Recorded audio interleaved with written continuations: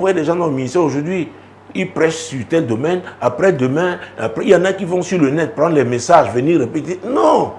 Dieu, qu'est-ce qu'il vous a dit? Si vous êtes pasteur, il connaît le peuple qui vous a confié, il connaît les besoins de ce peuple. C'est pourquoi vous devez être dans sa présence, prier pour que ce qu'il vous donne, c'est pour nourrir ce peuple, répondre à son besoin. C'est très important. Vous êtes dans une assemblée et Dieu veut que vous portiez cette assemblée véritablement, n'est-ce pas, dans la prière, que vous intercédiez. Tous les chrétiens d'une assemblée doivent intercéder par rapport à cette assemblée. Mais il y a des gens qui ont... Dieu les appelle de façon particulière. Et Dieu leur parlera de façon particulière. C'est le Saint-Esprit qui a poussé Jésus au désert. Le Saint-Esprit pousse donc les gens. Ça peut être dans un couloir professionnel. Ça peut être un étudiant.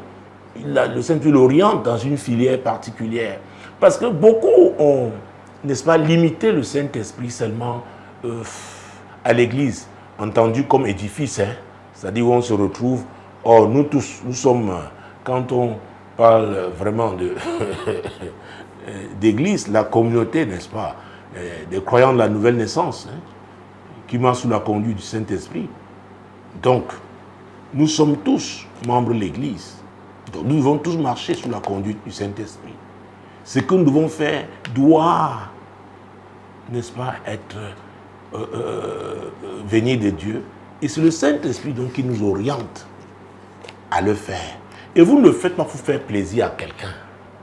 Quand vous priez par rapport, Dieu peut vous dire, peut-être un certain mois de l'année, il dit vraiment, prie particulièrement pour ton pasteur. Tu dis, mais Seigneur, qu'est-ce qui ne va pas?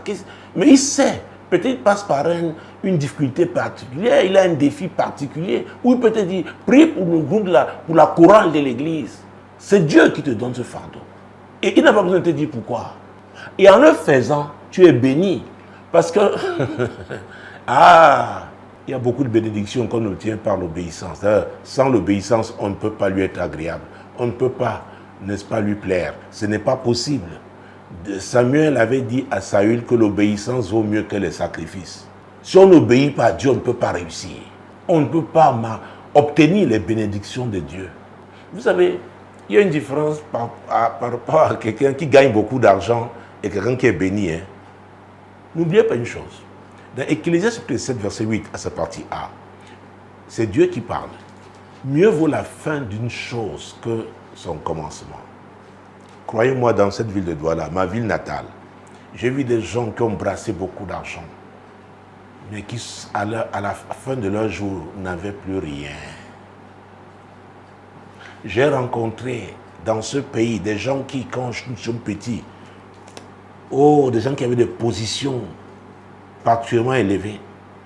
Je me souviens dans une ville, oh mon Dieu, je parlais avec un médecin dans le cadre professionnel, après il m'a posé un problème parce qu'il y a eu une situation, quelqu'un qui avait été ministre, maintenant les gens se cotisaient parce qu'il n'avait pas de médicaments, il était hospitalisé. Or, nous étions tout petits quand on entendait parler de cet homme. Donc, quand je parle de bénédiction, ça a à voir avec la fin aussi. Comment est-ce qu'on va finir?